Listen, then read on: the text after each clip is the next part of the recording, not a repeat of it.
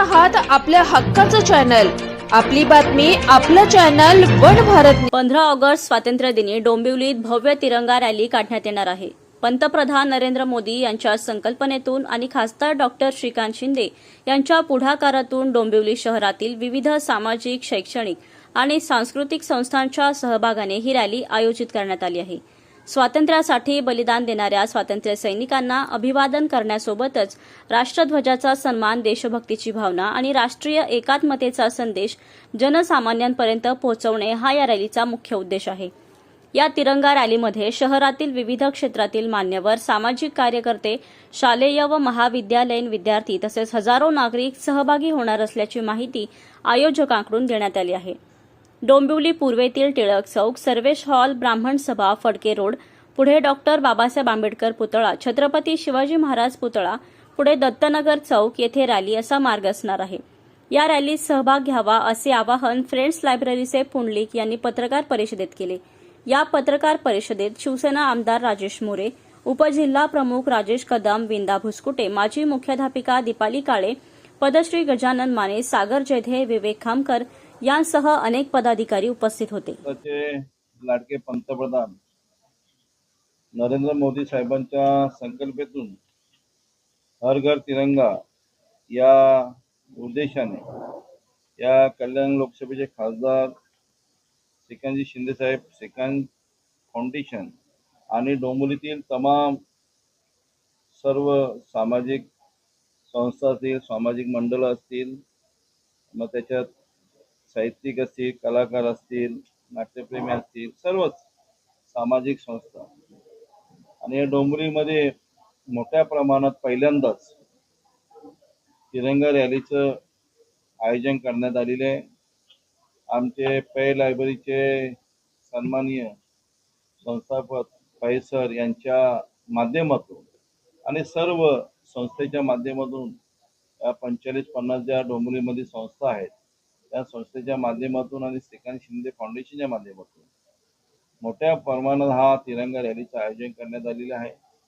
या तिरंगा रॅलीच्या तिरंगा रॅलीचा एकच उद्देश आहे की आपल्याला अनेक प्रकारचे संदेश या माध्यमातून द्यायचे आहे। जसं आपला तिरंगा देशाची शान आहे, आणबाण शान आहे, त्याचप्रमाणे अजूनही त्याचा दर्जा उंचावावा याप्रमाणे आपण एक जागतिक त्याचं नाव व्हावं याप्रमाणे आपण मोठ्या प्रमाणे ही तिरंगा रॅली काढत आहोत। त्याच्यात अनेक शाळा भाग घेणार आहेत, कॉलेजेस भाग घेणार आहेत आणि मोठ्या प्रमाणात ती रॅली आपण काढणार आहोत।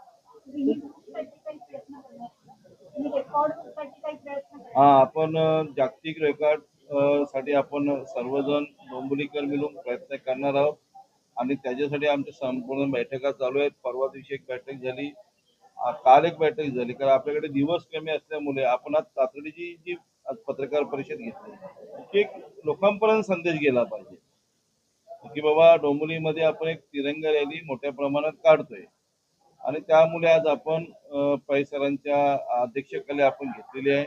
अजून पण आपण 12 तारखेला एक प्रेस बैठक घेणार आहोत।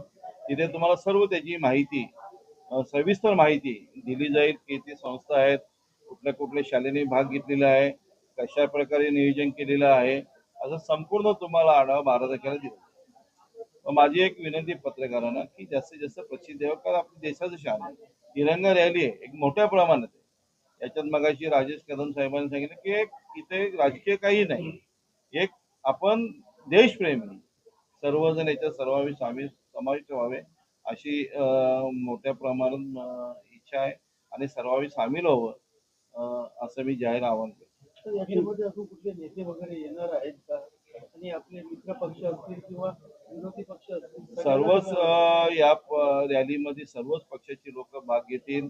मग त्याच्यात मंत्री महोदय असतील, महाराष्ट्राचे उपमुख्यमंत्री एकनाथजी शिंदे साहेब असतील, सर्वच पक्षाचे नेते याच्यात सामील होणार आहेत। कारण हा आपल्या देशाचं शान आहे, झेंडा तिरंगा हा देशाचा आहे, याच्यात काय पक्षविक्ष काहीच नाही।